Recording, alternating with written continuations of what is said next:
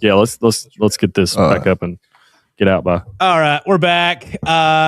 Young Drew hops in and delivers a devastating blow to what was a great start to the show. I thought. Awesome start, bro. To rehash, Malcolm's mom calls in. My girl. Drops you with, I love you all and the I'm proud of you. All the support. Just, man. That's my dog. Moms are the best, dude. Gotta have them, man. Moms are the best. You know? As corny as they are, sometimes it's the magic because you hear it from somebody else's mom. Yeah. And you're like, oh, yeah, it's awesome when I hear it from one of my boys' moms. Now, my mom, it's like, but then sometimes you still need it. Yeah, you got to have it, man. It's just like, hey, if I realized in my life, in my 31 years, it's like, yo, if I ain't got nothing, I got my mama, bro.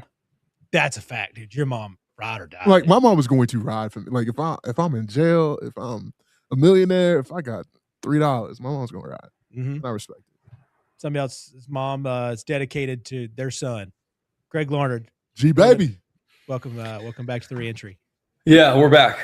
Speaking of moms, it's funny. I texted mine because I haven't really talked to her that much over the last week or so because she was in Atlanta doing like a marketplace thing for her wholesale business that she has. With a friend, and then her best friend from Newtown in Connecticut was with her, and then she came back to North Carolina with her. So they've been together for basically the entirety of the week, and she just left today. So I sent my mom a text. I was like, "Hey, I'm sorry I haven't really talked to you. I know you've been busy, and Mrs. D's been there and whatnot, but I love you, and hopefully we can catch up at some point soon because with all this damn snow and ice and winter mix that we got coming into the general vicinity of North Alabama, and Chattanooga." Your boy's going to be basically hunkering down a bit this weekend. So I've got plenty of time. We got laundry to do, food to cook, and a lot of football to watch and football to talk about tonight. Yes, we do. Yeah, we're going to talk a little MVPs. Also behind the camera, somebody else's mom I definitely know is proud of him. Yeah. Jessica. Yeah, I appreciate it, Mama G. I guess she's also been traveling. Like, she got a new job. I haven't seen her in like a month. Oh God! Yeah, so, she's just gone. She's back. She's come back today. Nice. So we'll see her tonight. But yeah, she's been traveling in Florida. We went to like Palm Beach, and Tampa. And I'm like, that's. She's like, it's work. I'm like, yeah, in Florida, at beaches. You're 9 to 5. Work. Your 9 to 5's work. Yeah, but your 5 to 9 looks way different than mine. Yeah, brother, it just does. Yeah, your 5 to 9's not a 6.5 hour road trip yet, at least it will be. So, but yeah, good to be back. Yeah, man, it's weird times, boys. College football, it kind of hit me this week. I'm like, we're done. Finish. We're done for a while. I mean, I know it's never ending for you, Joseph. In a mindset perspective, I don't know. This offseason feels. I'll speak for myself. This offseason right now specifically feels different than last year because it's like, well, we got the second transfer portal window. It's like now we've season's over. We got a national champion. We've got the transfer portal windows closed, which there are still players in the portal. You just had to be in before the window closed. Yeah. So now it's kind of like, for the most part, you're not losing anybody on your roster. You're looking at your team like this is your team. You may add somebody, but your roster's your roster. Like, you've still got some guys that need to declare, which is vastly different from last year at this time. It's like, okay, we survived the first window. Now we got the spring window. How many people are going to lose then? Now it's like, oh, hey, I can get excited about spring ball because when you go into spring ball, that's your team. Yeah. Obviously injuries happen and things like that, God forbid. But, for the most part, you don't have to worry about, hey, somebody threw a bag at one of our star players in the spring window and now they're gone. Yeah. And we got to we got to fill a void that we're going to have in June and July. Yeah. So that's nice. That's a welcome change.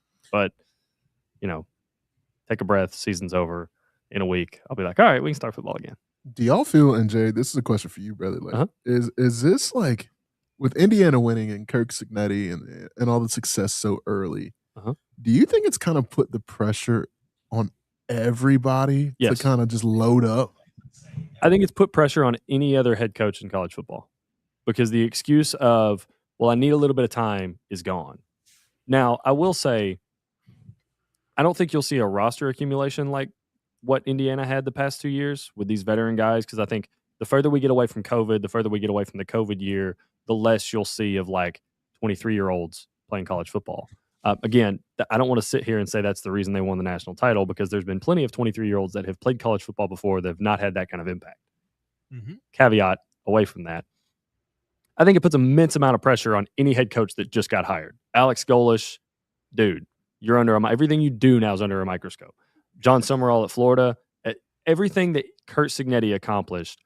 Now you're at Florida and Auburn. We'll use those two as specific examples because the expectations of what Indiana just did have been there at Florida and Auburn forever.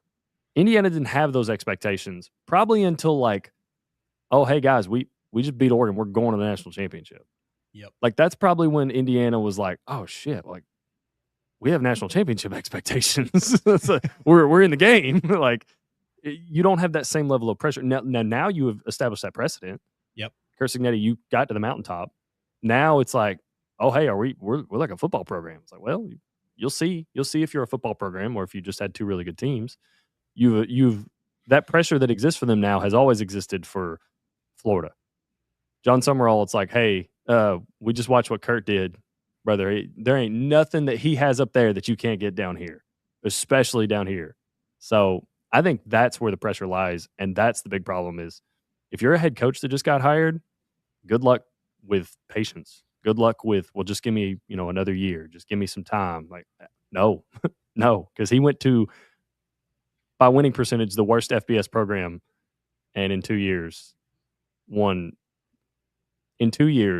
he was the first college football team to ever go 16-0. Is that fair, though? Is it fair? No. I was going to say, it doesn't seem fair at all because it seems like Curt Cignetti was a gem amongst everything else a bunch of stones that we've seen out there that have been at those other programs. And I hate to say that about my boy Billy Napier, but there are other guys that just haven't been able to do and can't do what Curt Cignetti does. So it's like it is totally unfair to ask 100%. These coaches. But I don't disagree with you because I believe ADs are going to look at the situation in Indiana, like you're saying, and say, well, shit, they did it in Indiana. Why can't you do this in Florida? But to me, it's totally unfair to ask that of a brand new guy in a whole new situation because not everybody's built like Sig. It is. You're 100% correct. It is totally unfair to look at John Summerall and be like, hey, Curt Cignetti just did it. Well, I'm not Curt Cignetti. You can't give that answer though. You can't tell your AD that. You can't tell the Florida fan base, hey guys, I'm not Curt Cignetti. Like, because then you basically look at them and like, and not saying John Summerall would do this. I don't think any head coach would do that. I don't think any head coach at a major competitive college football program would look at their fan base or AD and be like, well, hey, I'm not so-and-so.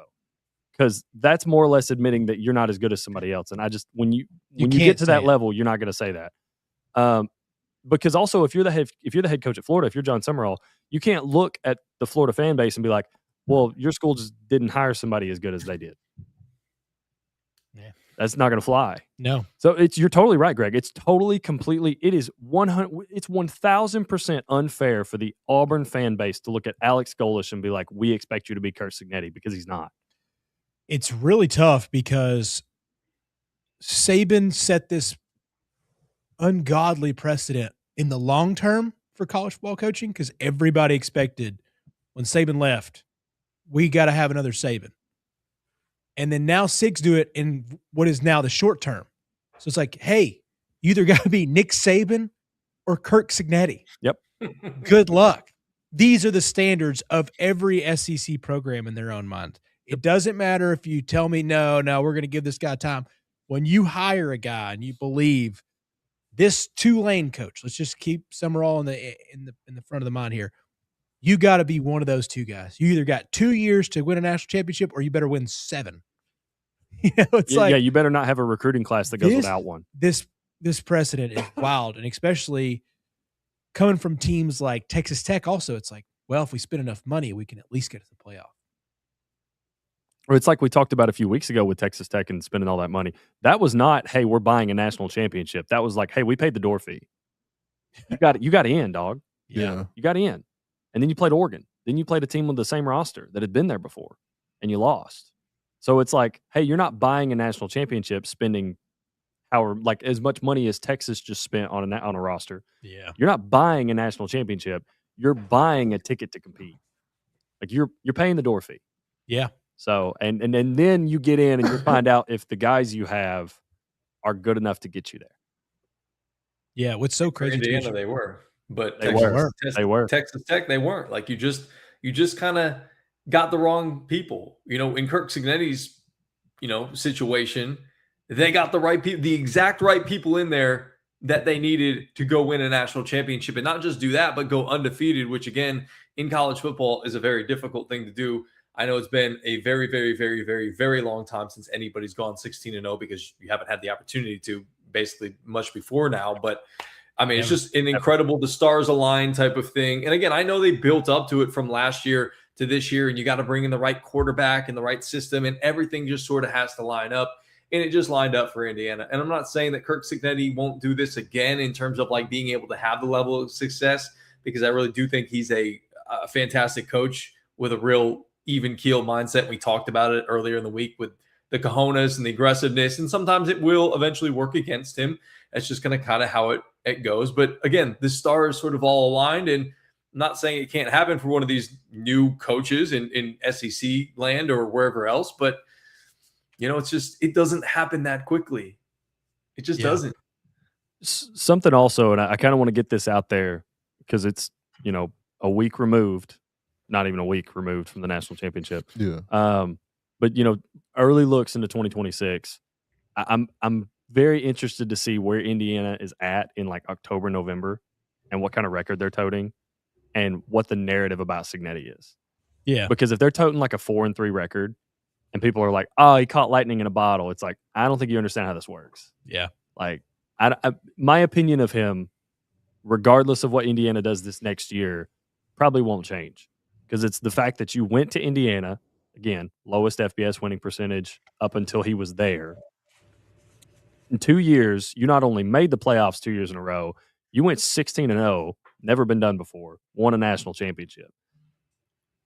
Everything that he's having to replace, quarterback, I know they got Josh Hoover. That's great. I don't know if Josh Hoover's Fernando Mendoza. Top 2 wide receivers, top 2 running backs, like 4-0 linemen, probably the entire defense. Yep. That's difficult, man. Even when you're as good a coach as Cignetti is, we saw Saban struggle at times replacing that much production. Yeah. It'll be interesting to see. And you know what else is going to happen is, and you've seen it with Saban, that when you have that level of success, everybody starts sort of bolting around you for what they would think are greener pastures. And you mentioned all of the players and whatnot, but also the support staff and the assistant coaches and things like that. Like, I think we saw Saban at the end of his run, I don't want to say got it wrong, but he just didn't have the level of assistance and people around him that he did when he was winning all of those national championships. And again, speaking from somebody who is an assistant coach, like having a good assistance around and in a program are integral to that success a lot of the times.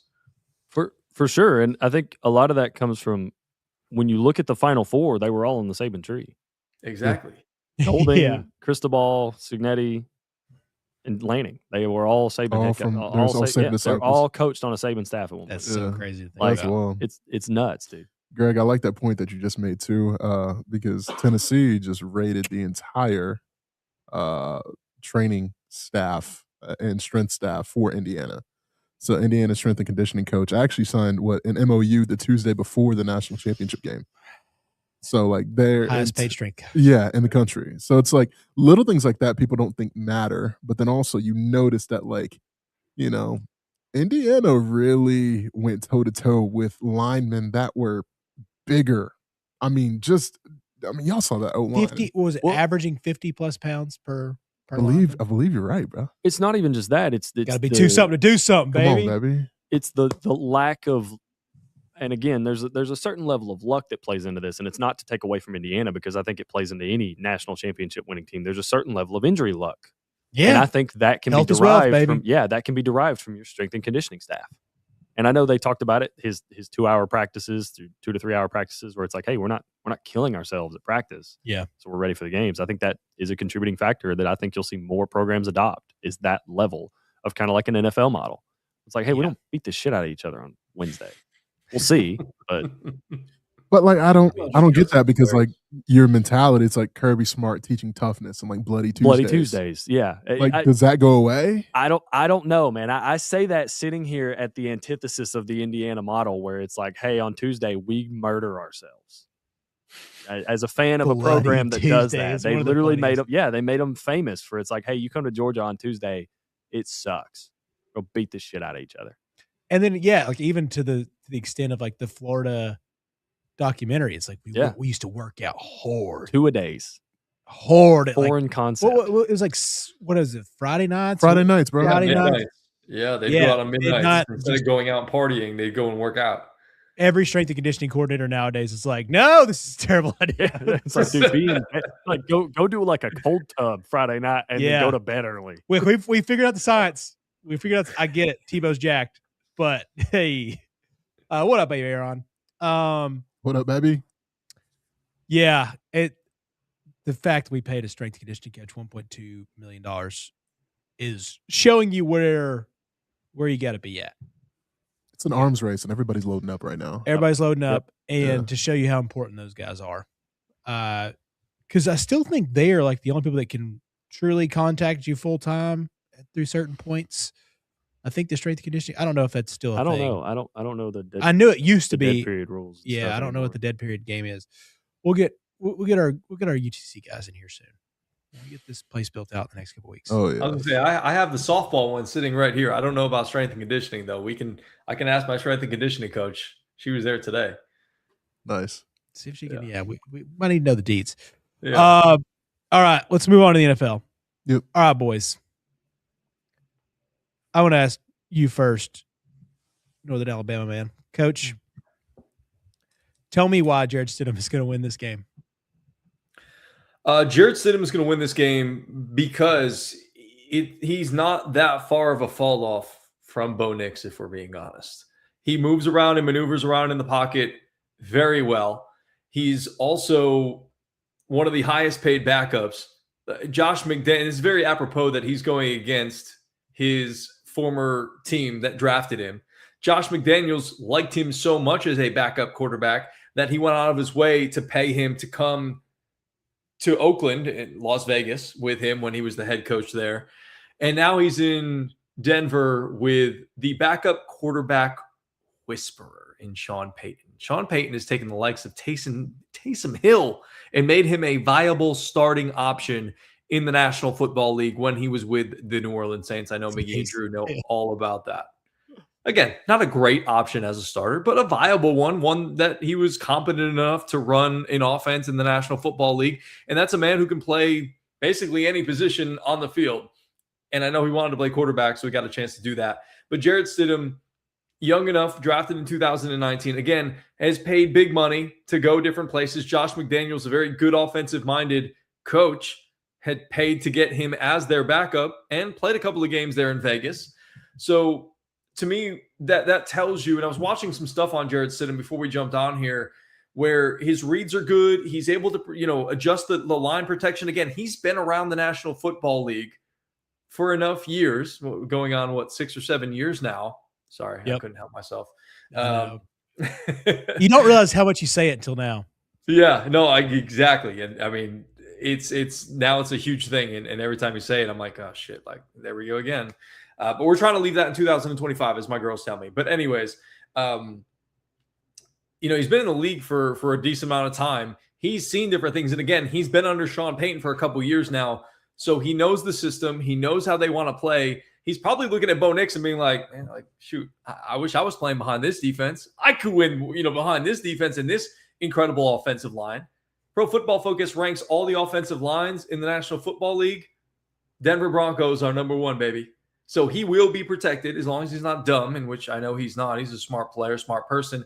He'll adjust the protections. He'll do what he needs to do to, again, not turn the football over. What was the huge thing and the huge theme in that game last week between New England and Houston? Because Houston has an incredible defense.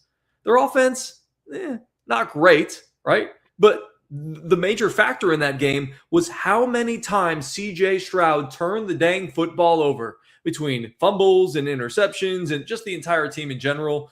for the Houston Texans. And I'm not saying that was a bad coach game or D'Amico Ryans isn't a good coach, because he is, and he's proven to be, because he's been able to pull CJ Stroud along the last 2 years and get them to the playoffs 2 straight years. And again, the defense was incredible. We know the defense is incredible with the Denver Broncos. So all Jared Stidham has to do, in my mind, is not turn the football over. Go out there, throw for 220 yards, throw a touchdown, pick up some big third downs with your legs, and again, not make mistakes.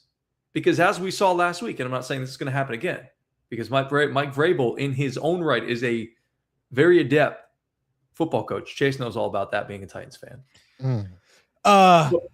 Yeah. But the Patriots will turn the football over a little bit.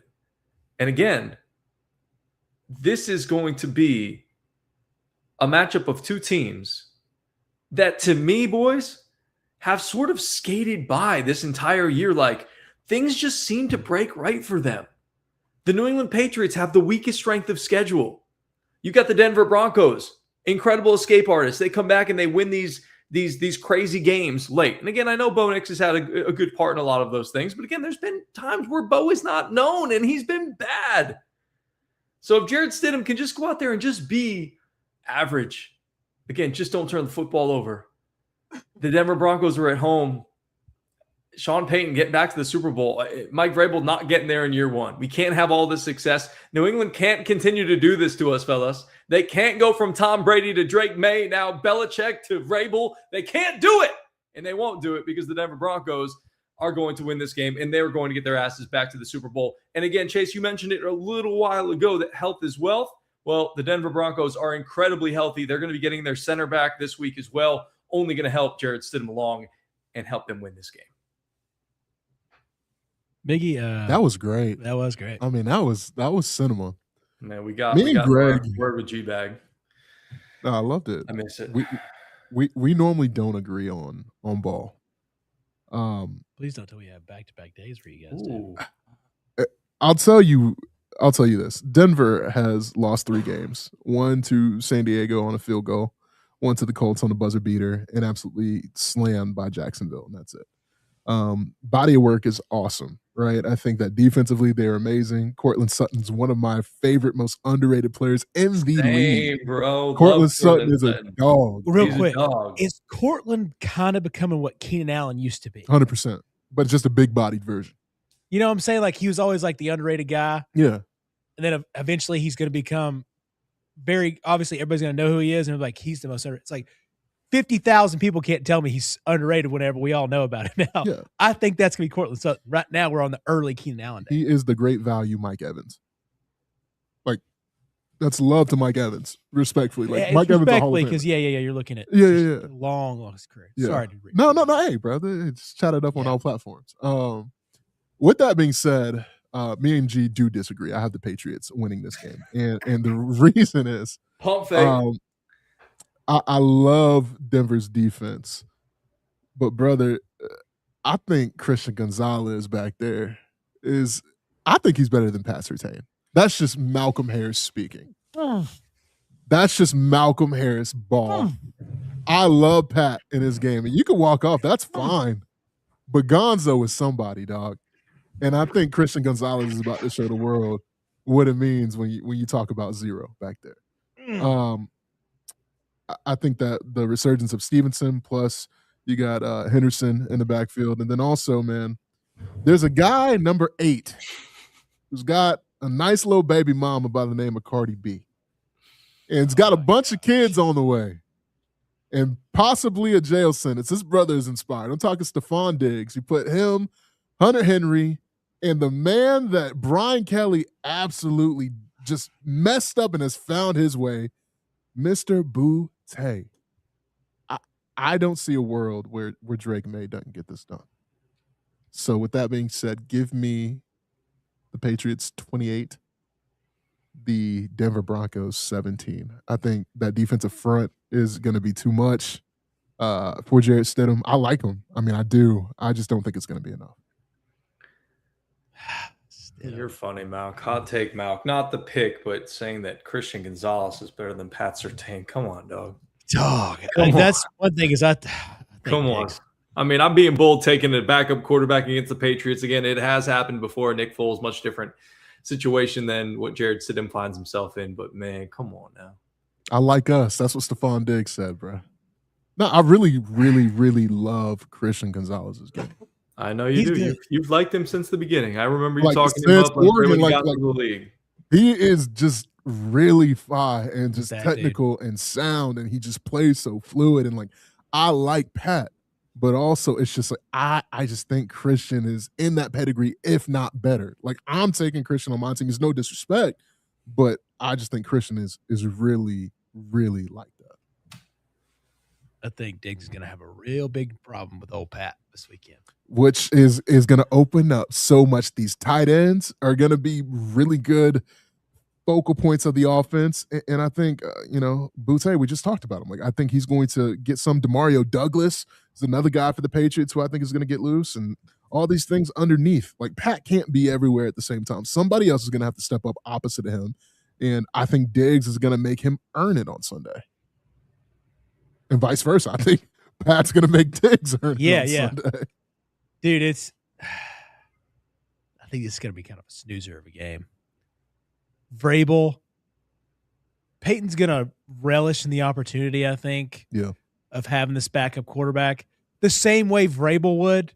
The fact that, let's be honest, Vrabel loved these moments. Having Malik Willis take Patrick Mahomes and the Chiefs down to the wire in a game is one of the most comical coaching experiences and fan experiences I've ever had in my life. Those moments from Vrabel, you're like, yep. You look back, you're like, look what he did. Look what he did with a terrible roster overall.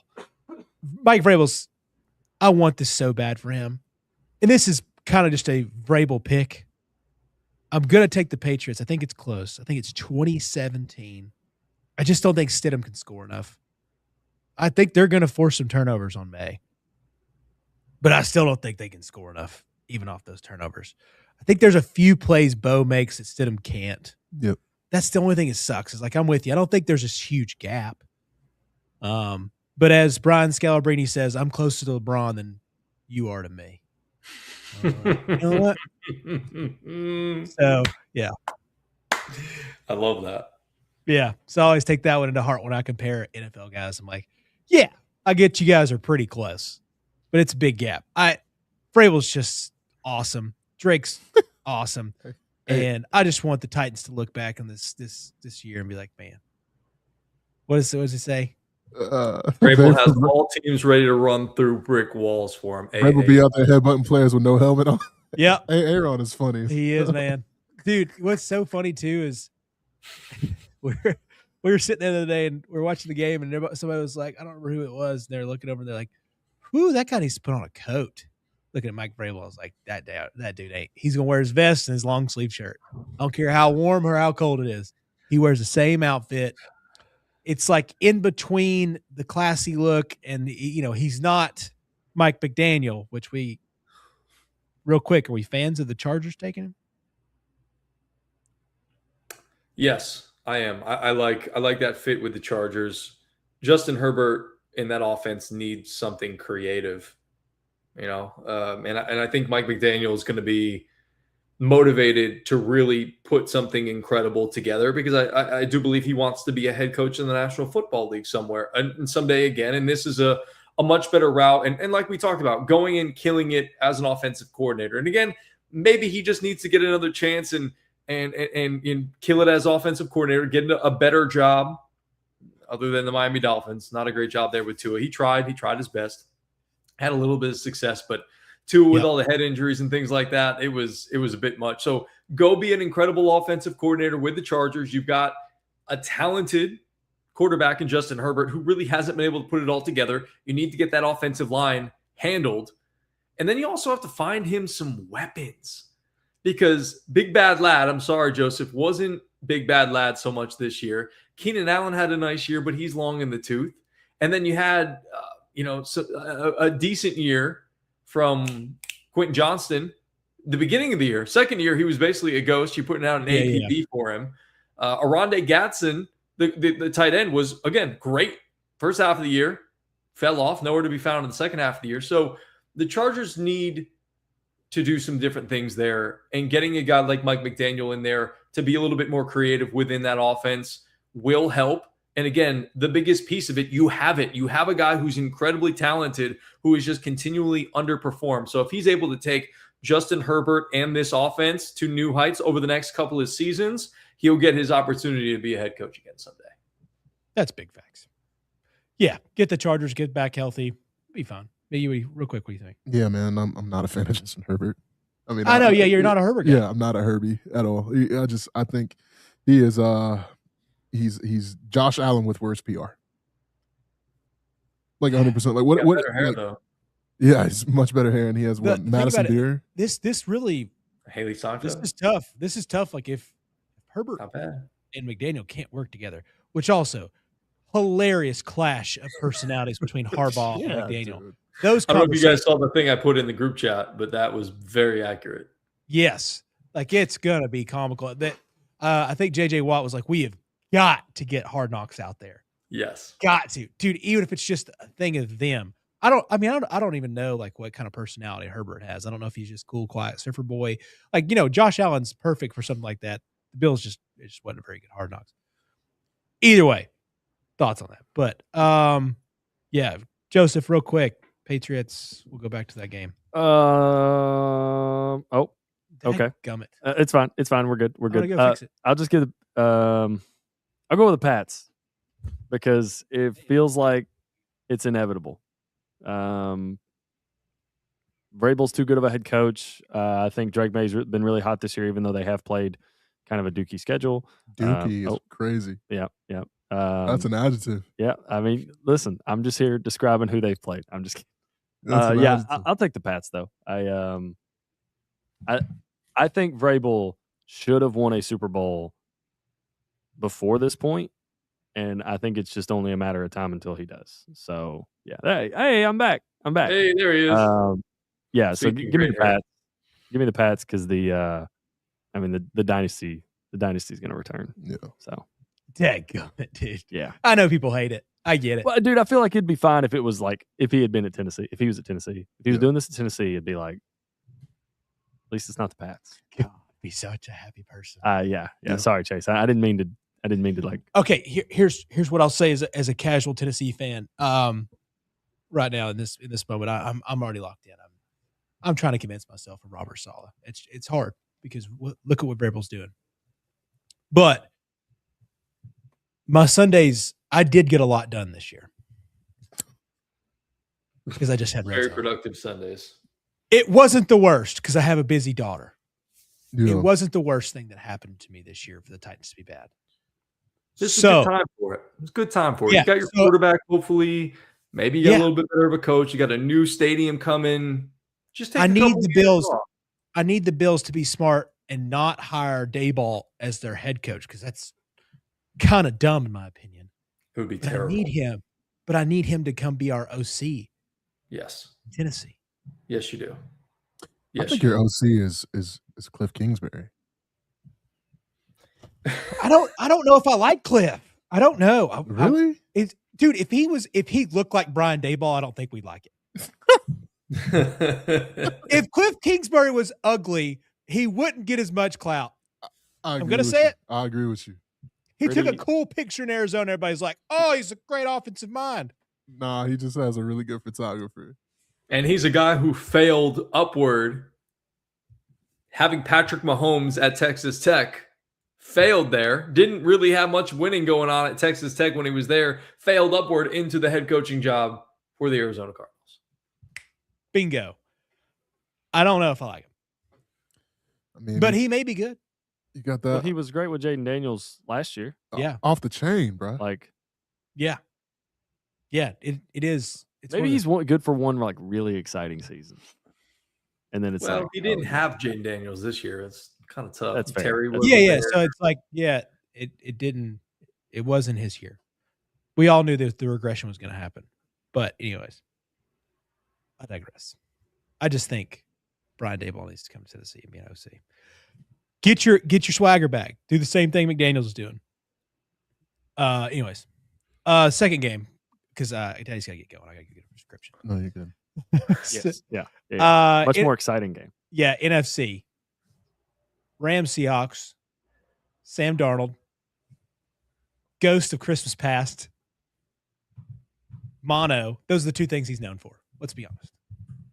Ghost of Christmas Past. Seeing ghosts. Yes. That is elite. Yes. Elite. Thank you. Amazing. Thank you. I think I want to believe in Darnold. I think I kind of just want it.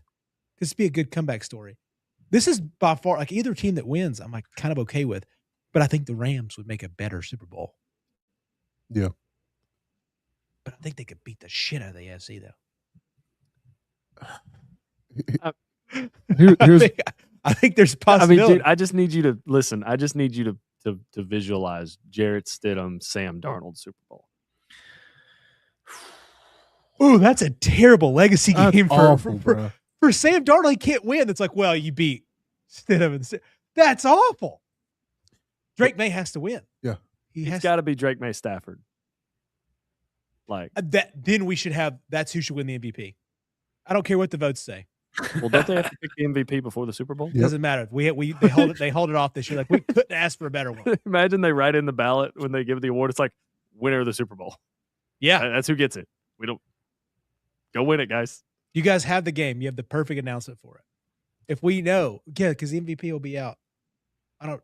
If you see week before the Super Bowl. Yeah, I think that's when they do it. Okay, so we would know. We would know. Way before the Pro Bowl games, right? They have the Pro Bowl still? Well, it's the Pro Bowl games. Yeah. Oh, yeah, that's right. So, like, it's flag football. And is that some wacky? Oh, is that in Orlando?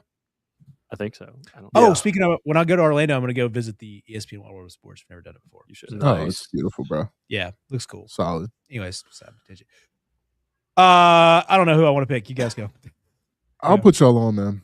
Sam Darnold has the potential to be the first quarterback in the 2018 draft to go to a Super Bowl over the likes of Baker Mayfield, over Josh Rosen, over my man Lamar Jackson, and I'm missing one more. That's actually surprising. 2018. I'm missing somebody important. Was Joseph Burrow in that draft? No, he was in LSU in 2019. Yeah, 2019. Was it Josh Allen? I think it is. I knew there was somebody else important. Can somebody look that up for me, Jay? But yeah, 2018 NFL draft. I got quarterbacks.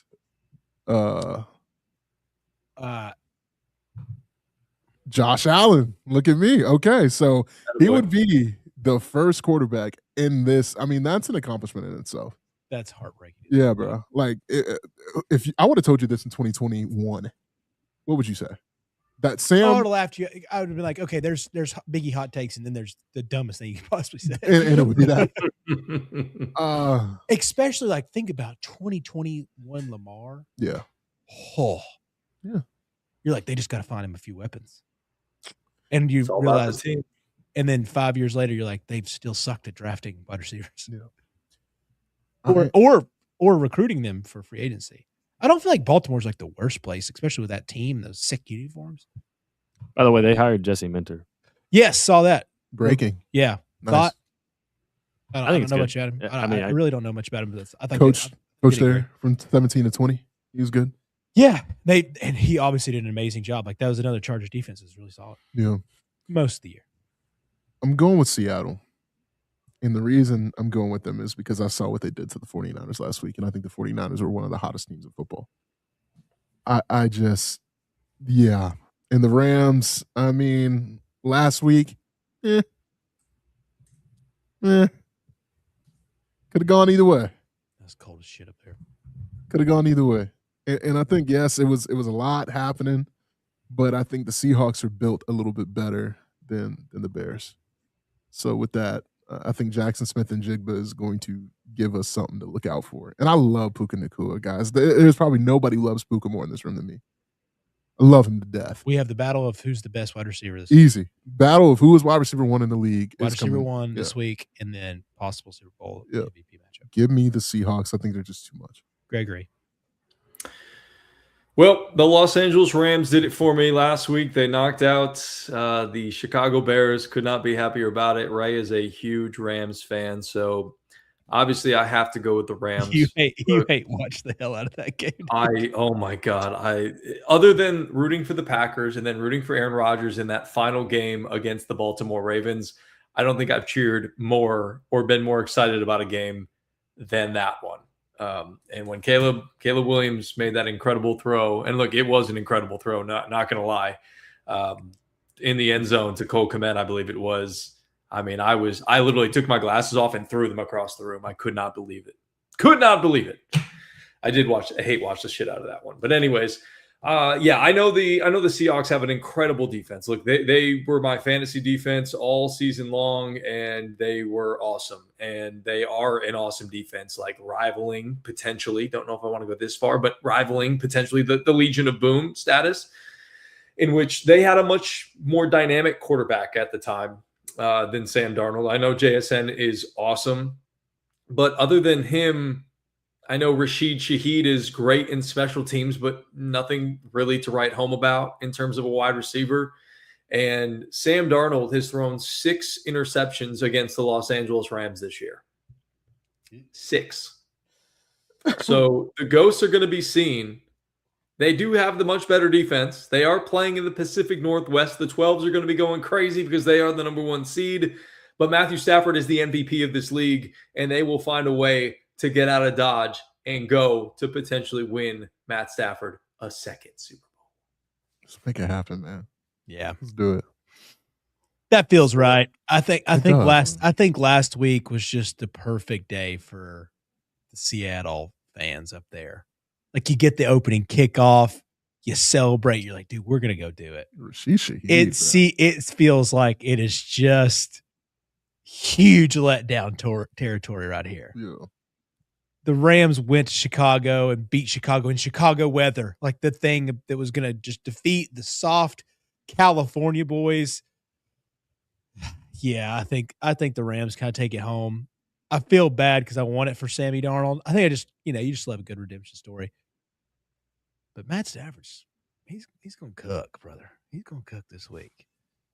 Godspeed up there, Seattle. You had an awesome year. Back-to-back 1 seeds for Sam Darnold. Incredible. Good story for most, but it's still funny. I hope it's not bad. I hope it's like Sam just has a solid game. I just hope that Rams outplay him. Give me the Rams. I think they're going to kind of get them. I think it's going to be 31-27. Yeah. Sam Darnold throws an interception. No, let's just they have to win it at the end. Carson Beck-esque. Don't do this to Sam Darnold. Don't let him die like this. Did y'all see that? Oh gosh, I wish I could remember it off the top of my head. But somebody put out this a stat after, and it's like, of the 6 games that Carson Beck lost in college, I think in like 5 of them, his team was down by 1 score, had the ball and had a chance to win, and he threw an interception. That's some Carson Beck shit. Yeah, that's heartbreaking to hear. Yeah, it's rough out here. God, I can't stand that guy. Anyways, he did it all year this year. I think in the 3 losses they had, he did it. In the SMU game, dude, he could not hit anybody that wasn't in an SMU jersey. So sucks for Carson. Anyways, Rams Seahawks, 3rd time these teams have played this year. The first 2 games were decided by 3 points or fewer. So I am fully expecting this to follow suit and be a fantastic ball game. I'm going with the Rams because full Matt Stafford bias. I want him to get it for the legacy. Another MVP, another Super Bowl. Go Dogs, go Rams. But ultimately, in a game like this, NFC Championship, I think it comes down to quarterback play. It comes down to excellent quarterback play. And I'm not saying that I think Sam Darnold will play bad, but I think when it comes to a really good quarterback, potentially a franchise quarterback versus a elite Hall of Fame quarterback, I think you're going to get edged out by the elite Hall of Fame quarterback. And I think that's the reason the Rams win. I think I like what Sean McVay can do with Stafford and that offense. Malcolm brought up the 49ers played the Seahawks. That was the last 2 games the Seahawks played were the 49ers, both times. And while I do like Shanahan, that is like a wish.com offense version of the Rams. So, I mean, if we're talking about like Brock Purdy and Matt Stafford, we're talking about the weapons they're rolling out there at receiver. Like, don't get me wrong, I love George Kittle, but DeMarcus Robinson, 111 yards. You got Puka and You got Yeah. Puka and Devontae Adams, man. Like, I'm just, Jake Tungus is great. He's fantastic. But Colby Parkinson, Terrence Kobe Ferguson, Parkinson like, redemption game. exactly. Big yeah, time. Yeah. So Tyler Higbee as well. I mean, fellas. last time it took a miracle drive from Seattle at home to beat the Rams, and then also followed up by actually converting a 2-point conversion to win that game. So I think when the dust settles, it'll come down to, I think the Rams are just a slightly better team. I think they'll win. All right. I want to ask you something real quick, Joseph. Yeah. What is, like, as the Georgia fan lore, like, what is Matt Stafford to you guys before I head out of here? So I mean, most people will probably look and be like, well, the best college quarterback we ever had was Aaron Murray. It's like, okay, yeah, I get that. He threw for 3,000 yards 4 times in a row. That's really hard to do. He has the passing record in the SEC. I think in college football, well, maybe depending on, I don't know, probably not, because Dylan Gabriel played like 6 years. Yeah. But this was back when kids played 4 years or less. That was the max you got, was 4. So I mean, yeah, in terms of lore, most people would probably be like, Aaron Murray's our guy. Matt Stafford's years and the Noshawn Marino, the Thomas Brown era, that's when I fell in love with Georgia football.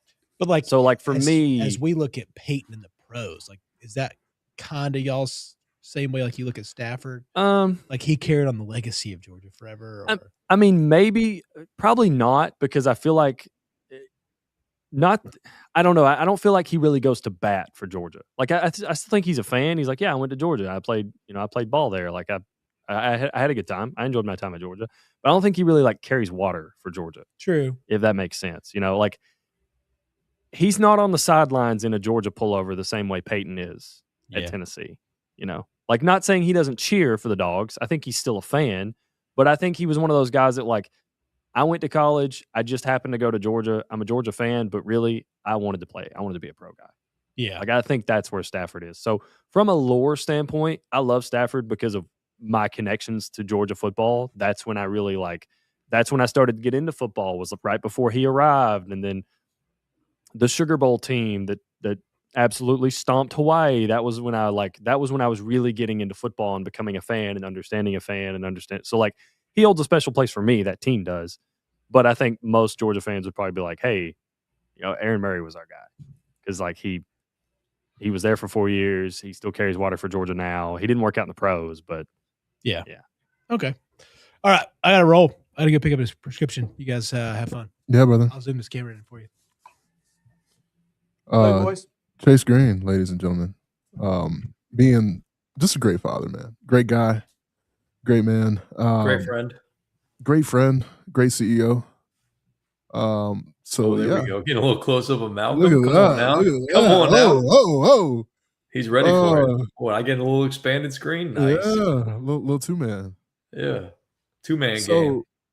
Got a little triangle going on. It's perfect. Let's talk MVP, because there's 5 guys, and I'm not talking burgers and fries. Burgers and fries? Oh, come on, dog. Yeah, we're on it. We're on it. And I'll list them out off the top of my head. We got Josh Allen. We have Trevor Lawrence, Christian McCaffrey, Drake May, and Matthew Stafford. If you're looking at these guys right now, we have some data, of course, appreciate it, via SI.com. Are there certain men on here or who just flat out is just like, yo, why is he even in the conversation? Christian McCaffrey. All right. Why do you feel that way? Because Christian, and I saw the stat, is the first player supposedly ever that has been involved in the comeback player of the year, offensive player of the year, and then also MVP conversation too. He's the first player ever all time. Because as much as we love Christian McCaffrey and what he's done, he's had an incredible bounce back season. You just mentioned it, comeback player of the year, went from 50 carries last year, just an incredible disappointment in what he wasn't able to do in terms of staying healthy on the field, and comes back and plays all 17 games. Again, 311 carries, 1,200 yards, 10 touchdowns. And then from a receiving standpoint, the leading receiver for San Francisco as well. 17 games, over 100 receptions, 924 yards, 7 touchdowns. I mean, don't get me wrong, fantastic numbers, but let's be honest. The running back is not winning this award. As good and as great as this season was for Christian McCaffrey, it's not like, holy cow, incredibly special. Like, that's what needs to happen. If a running back ran for like 2,500 yards, okay, yeah, now we can say, and they had a winning record, maybe the number 1 seed in the entire whatever league that they're in, division that they're in. But Christian McCaffrey didn't do that. So to me, again, this is more of a quarterback award. If there is somebody, whether it's a running back, a wide receiver, or a defensive player that is in the mix and in the running for it, they, to me, need to do something incredibly special in order to earn those honors. I do not think you're wrong at all. There's a guy, I mean, and you know this guy very well. Caleb Williams, I think, was left out, and I don't really understand why. He wasn't left out. He doesn't. Yeah, I think so. I mean, I don't think Josh Allen deserves to be there. Like, respectfully, like, we got to stop this pandering to Josh Allen that we do in the NFL.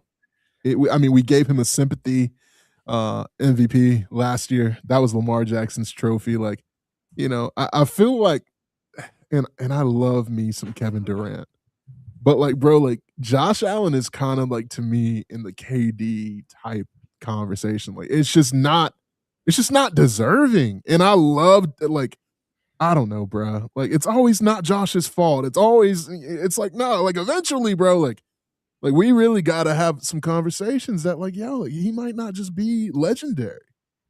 You know, Jalen Hurts has won a Super Bowl. Josh Allen has not. Lamar Jackson is kind of in that conversation too. It's like, but he has multiple MVPs and has done so much. I don't know. I guess I'm just frustrated with Josh because I want him to win. Okay, why should he not be an MVP candidate? He accounted for 36 touchdowns this year for the Buffalo Bills. 600 yards on the ground, nearly 4,000 yards passing, 10 interceptions. I mean, I know what you're saying. If he didn't have the rushing, like, I get it. His completion percentage was also as high as it's ever been as a passer with shit weapons. Let's be honest. He doesn't have Stephon Diggs in there anymore. He doesn't have Keon. I mean, Keon Coleman's been in and out of the lineup. He's about to be out of the organization. Exactly. Like, they are throwing his name under the bus. So to me, like, that strengthens his MVP candidacy because he was able to do that with nothing really around him. The defense wasn't great. He had to continuously come back. Did he make some bad decisions and some bad throws that cost them potentially, you know, a win late, a win in the playoffs? Yeah, he did that. But to me, that only strengthens his case with what he had to deal with. And basically, it was him and James Cook. Those were all he had to work with from an offensive standpoint consistently. Yeah, you get little flashes here and there from other guys, but I mean, that just, to me, strengthens his case. Drew. Oh, I was about to call you Drew. Joe. Sorry, he was on my mind. Joe, do you have any just kind of favorite? Obviously, are we all on the Matt Stafford train right now for MVP? I think I am. Yeah, and like, not bias aside, but I think I'm gone again. Man. I think Stafford's just had a really good year. As far as, you know, something that kind of stood out to me when you said, I know this is a side tangent, but Jalen Hurts has a Super Bowl, and I thought to myself, I was like, would Lamar and Josh Allen had a Super Bowl if they were the quarterback of those Eagles teams? Yeah. Far and away, right? Yeah. Like, they would have crushed whoever they played. Anyway, side tangent. Yeah, I think Stafford's just been elite this year. Now, I think it helps having Devontae Adams and Puka Nacua and a really good running back, a solid running back tandem in Kyron Williams and Blake Corum. I think Blake Corum's come on pretty nicely for the Rams. So I think it is a part of having a good co-cast, a good surrounding cast with you, but you still have to make those throws. And some of the blind throws that he makes, dude, the like looking one way, throwing the other, it's just wild, man. It's just wild. Like, so yeah, I'm on the Stafford train. I think besides him, the closest for me was probably Josh Allen, and kind of for the reasons that Greg said. Like, if the Bills don't have Josh Allen, they're like a 500 team. And that I want to take it a step further. Most valuable player means if you take that player off the team, what does the team do? If you take Josh Allen off that Buffalo team, I don't even think they have 6 wins. I don't think they're a playoff. They're definitely not a playoff team. Yeah, so it's like, I understand what y'all boys are saying. I just think I'm truly frustrated that Josh Like, this was the year for him to go. Are you frustrated because when you look at Josh, okay, is it kind of like Josh fatigue because it's gotten to the point where the Bills are good and they get to the playoffs and every year you look back and it's like because of Josh Allen. Mm-hmm. It's not because of Josh's supporting cast. So it's kind of come like when I say Josh fatigue, what I mean by that is he does this and he's done it so well for a few years now where it's like, hey, in order for the Bills to just even make a kind of a playoff run, Josh has to play at an MVP level because if he doesn't, they're not going anywhere.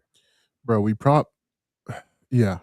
I mean, it is. He has to be perfect, and it's just like, dang, like I hate that, but like, man, I don't know. I just see a lot of different quarterbacks in the league. I think Lamar's in a similar situation because, like, when I look at the Ravens and I look at the Bills, they feel very similar to me. Because, like, don't get me wrong, I'm not trying to say James Cook is Derrick Henry. He's not. Derrick Henry is better. So I think Lamar has a better weapon than Derrick Henry.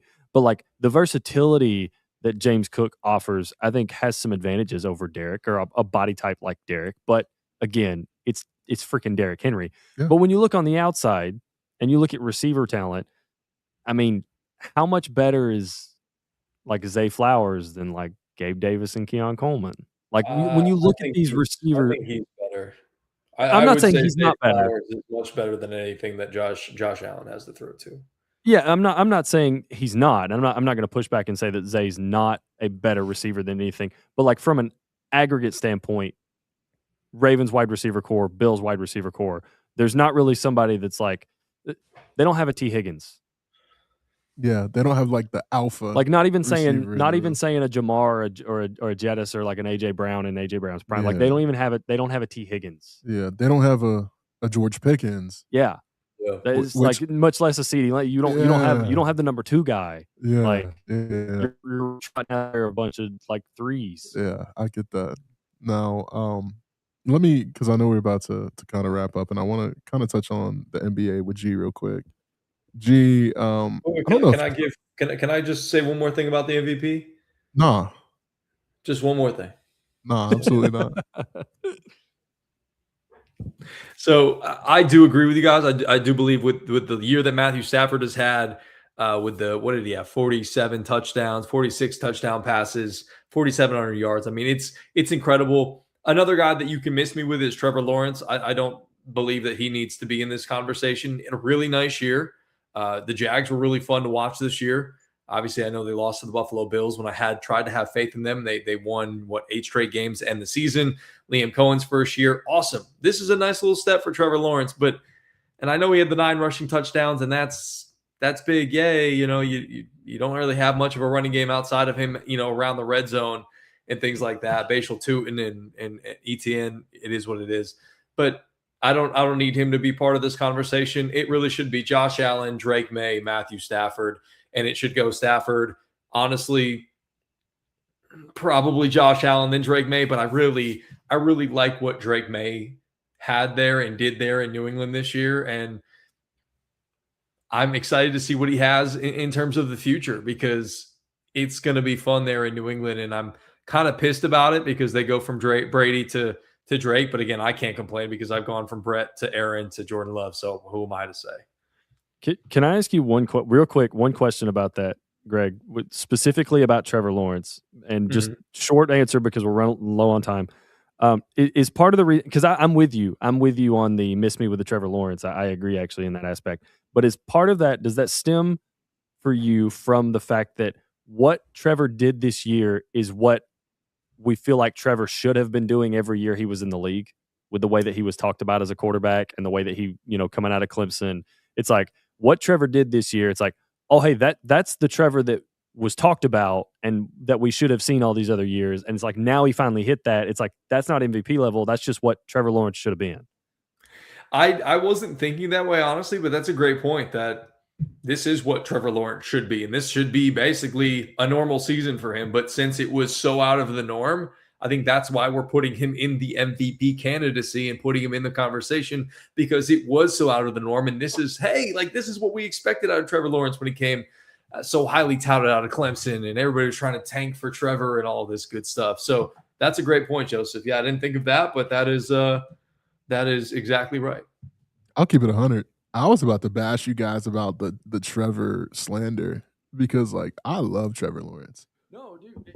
It's not about Trevor slander. I think Trevor's great. But the expectation, like your point is like, yo, like he was brought in to be this a is Josh the next Allen. Peyton Manning. Yeah, like he was brought in to be the face of the league. Like he was supposed to turn Jacksonville around and really kind of make them a blue blood in the NFL. So no, I see kind of why it's like, all right, like, yo, this isn't it's we shouldn't be treating Trevor like this is like this should have been done 3 years ago. You're kind of late to the party, bud.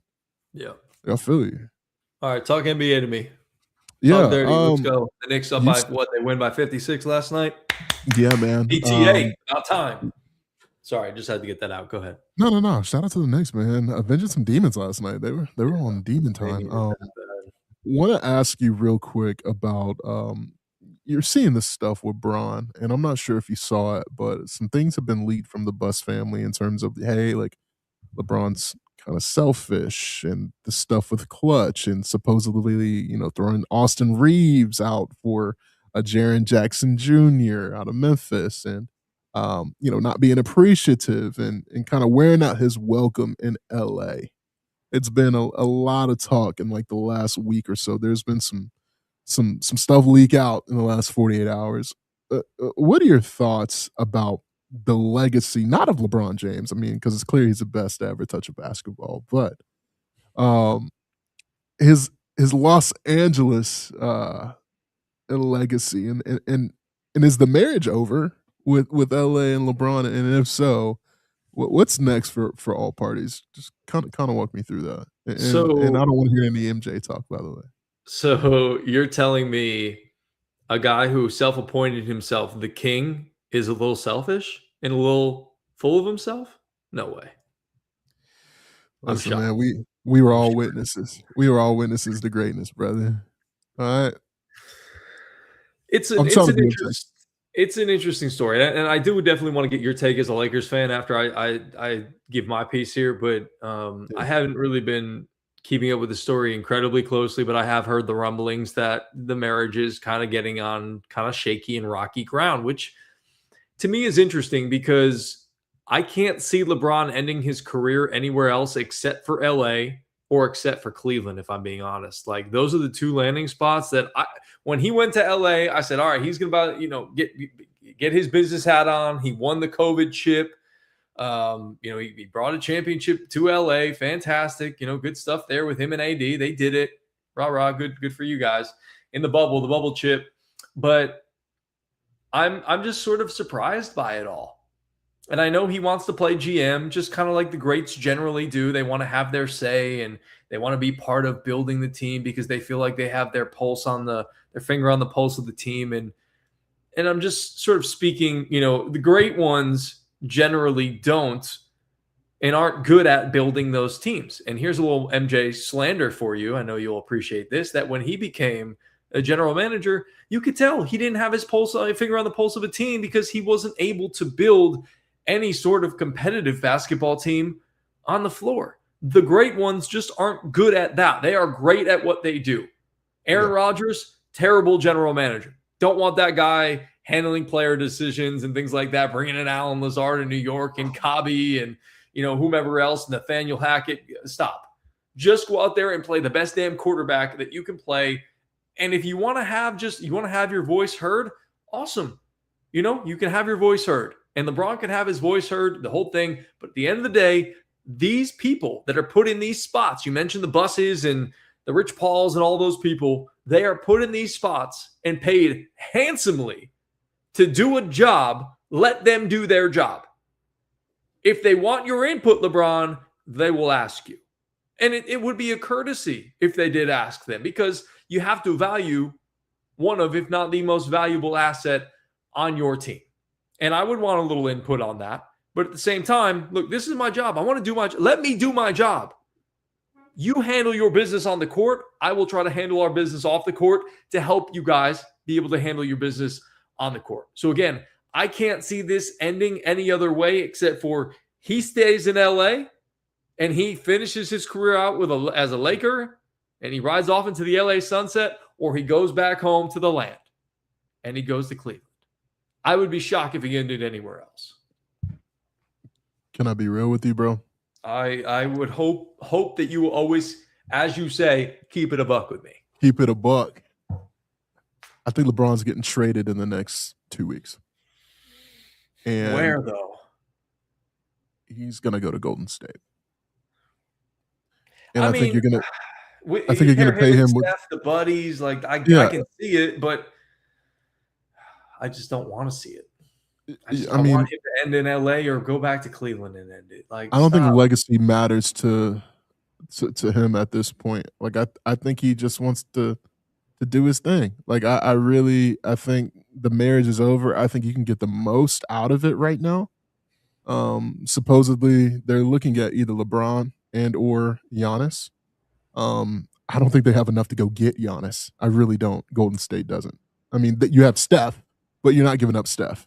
Kuminga, he wants out. Bruh. Well, Kuminga's going to be a part of that Lakers team. Kuminga, Gary Moses Payton Moody, the second still there? Gary Payton the second. You're just going to get more athletes for LeBron. Like, you're going to just retotalize this Pajemski? Pods. Yeah, bro. That's crazy that we're talking. But, like, yeah, you're going to get a haul for LeBron. I just think it's like, yo, like, what do you want? And then throw in Jimmy Butler, too, so we have another star to play alongside Luka. Well, okay. You're a Lakers fan. So as a Lakers fan, what do you want back for LeBron? What would be fair, considerable compensation for the King? Like, if you think he's going to the Warriors, what would be fair compensation that you would want back as a Lakers fan to make this trade feel fair at whatever he is, 41 years old at this point? To me, like, it's a horrible trade destination with the Warriors. I don't think they have anything remotely close. Like, if I had to customize a trade package for this man, I would think potentially like going to like the Brooklyn Nets and getting a bunch of pieces, and then also, Michael Porter Jr. or shipping him to New York, getting Karl Anthony Towns and some bench pieces. I don't know what you do with LeBron at this moment, because you only know you're getting 365 days left from LeBron. And that's what GMs are thinking, is like, yo, like, I'm going to sell jerseys and stuff for only so long, but like LeBron's about to hang it up. Like, it's a depreciating asset. And I'm not going to mortgage the future for something like that. That's what I'm saying. It's like, you got to put a depreciating asset with another depreciating asset, which is why Steph and him makes so much sense. It's like, yo, are we gonna do this or not? Like, we're old. Like, I can hang it up, you can hang it up, but we're just doing it for the love of the game. Let's try to win something, bro. And that's why I think he's going to Golden State. What are they gonna win? A play-in game? I don't know. I really, when I tell you, like, I think this should Golden State really mortgage their future to put Steph and LeBron together for a year, like half a year? Well, you're wasting Steph. Like, why are you trotting Steph out there night after night? Why did the Lakers pay Kobe Bryant when he was past his prime all the money that they did? It was for, hey, thank you. Yeah, loyalty. They didn't have anything around Kobe, and they weren't going to win anything. It's kind of the same thing in my eyes. Like, they're not going to win anything. They know they're not going to win anything. Steph will carry them as far as he can carry them, and it'll be fun. Everybody loves Steph there in Golden State, and that'll be fine. Like, if you can pair LeBron James with him, awesome. But they just don't have the assets, especially after you just lost Jimmy Butler to the torn ACL. I just can't see the Warriors mortgaging their future to say, hey, Steph, we'll give you LeBron here to come play with you for a year or two. Like, I just don't think that they would do that. Maybe they're dumber than I think, but I just don't think that's the spot. Like, if you're talking about a team, I don't know why LeBron would even. Does he have a no trade clause? I assume he would. Yeah. Why would he go? He wouldn't go to Brooklyn. Like, why would he want to go? Why would his ass want to go to Brooklyn? Like, if you're going to go somewhere, you want to go to New York. But at this point, I don't even know if I want LeBron James in New York. Again, if I have to give up Karl Anthony Towns and a couple of bench pieces and whatnot, I like the depth that the Knicks have right now. I'm not disagreeing with Karl Anthony Towns. Maybe he needs to go because him and Mike Brown don't really seem to get along all that well. So if you want to move on from Cat, cool. I just don't know if it needs to be for an aging LeBron James. I just think you got to get a return on this massive investment that's about to fade away. Because it's clear that Bron wants to win a championship, and the Lakers, as constructed, will not do it. There's just no way that they can surpass Oklahoma City at all. What do the Lakers need, in your opinion, right now to be a championship team to put around Luka and the core that they have there? You have to completely you have to overhaul this bench. This entire bench unit needs. Okay, you need depth on the bench, correct? Yeah. Why can you not look to a team like I just mentioned with the Cleveland Cavaliers? Can you get a couple of pieces from them to get some depth? You might not be able to get the cream of the crop there because, again, LeBron James is old and he's going to retire and the whole thing. It's happening in the next year or two. Maybe you ask for a couple pieces back. That way you at least get something for LeBron. That way he gets to go home and finish his time out in Cleveland with a good team that he might be able to help push forward into the Eastern Conference playoffs. Straight up, the thing that I would like more than anything right now, say a couple of bench pieces, but a package surrounding Darius Garland as well as Evan Mobley for LeBron. But I just don't think you get that much. Hey, that's what I'm saying. Like, that's a lot, bro. Yeah. That's a lot. In 2026, that is a lot for LeBron James.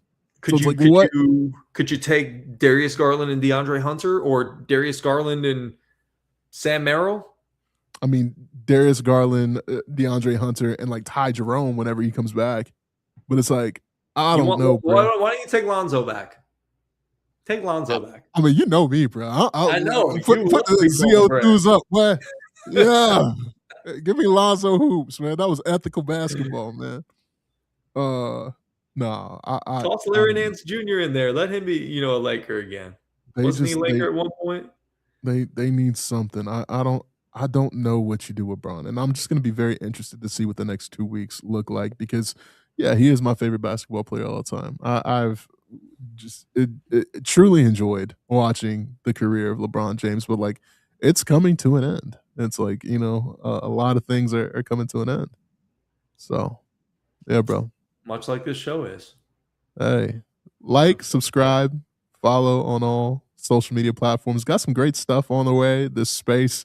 Shout out to Dynamo Studios for everything that you're doing for us. We got some things cooking up, some episodes that are about to be really, really fly. Some things cooking up from G as well. Stay safe from all of us, man. Got some ice on the way. Ice, baby on the way. So be safe. Like, subscribe wherever you get this pod. Jay, appreciate you, brother. Drew, appreciate you. CG, my man. I don't know if I appreciate Drew tonight. I appreciate Drew. I don't appreciate what Drew did. Ruined a nice little intro, baby. With a side, though, boy. We love you, man. Like, subscribe, follow all the good things. Shout it up. We out. Peace.